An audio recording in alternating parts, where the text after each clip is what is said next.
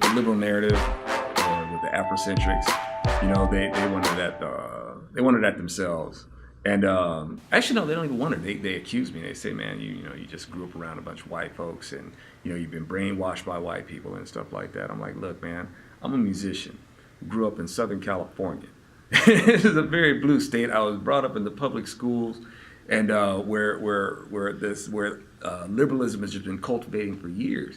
You're gonna have to explain to me what influence or who it was that brainwashed me into being a conservative, considering the liberal influence that I've grown up with all my life. I used to be a liberal.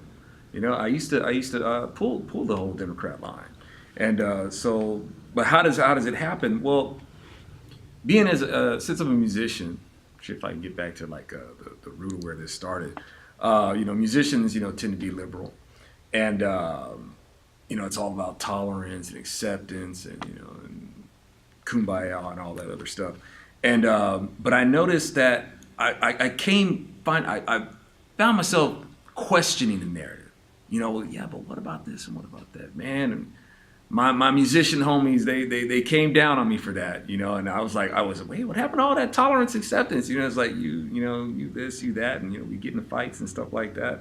And I'm like, I'm not seeing all this tolerance and acceptance that they're talking about.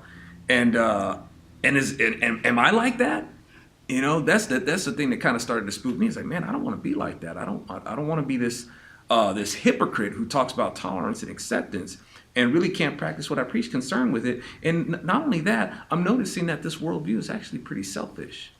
It is an institution of covetousness. It's an institution of that really feels that a person is entitled at the forced expense of somebody else. It's a mindset of envy. It's a mindset of prejudice. All these things. And the funny thing, the irony of it is that it's all projection. The very thing that they accuse others of that's exactly what they are. So when I took that into account, I was like, you know what? Let me just go ahead and accept it. I'm a conservative, and I was a conservative before I was a Christian. I almost became a Muslim at some point, and the whole agnostic thing, borderline atheist.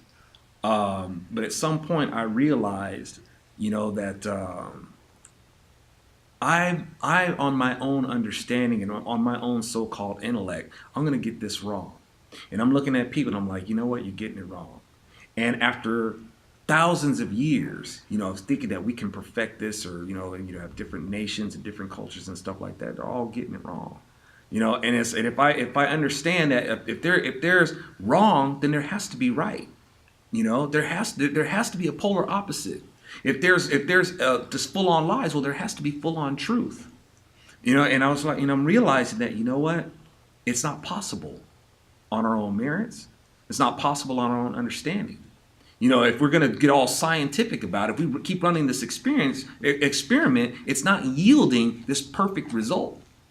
So, after examining the scriptures, and that's another long story. I won't babble on about that. But I came to the conclusion that what, this is the truth. This is the truth right here, and from there, I am that before anything else. I'm a Christian first. I put the kingdom before my color. I put the kingdom before my country. I put the kingdom before my craft. Anything, it's like I don't leave God out of any of it.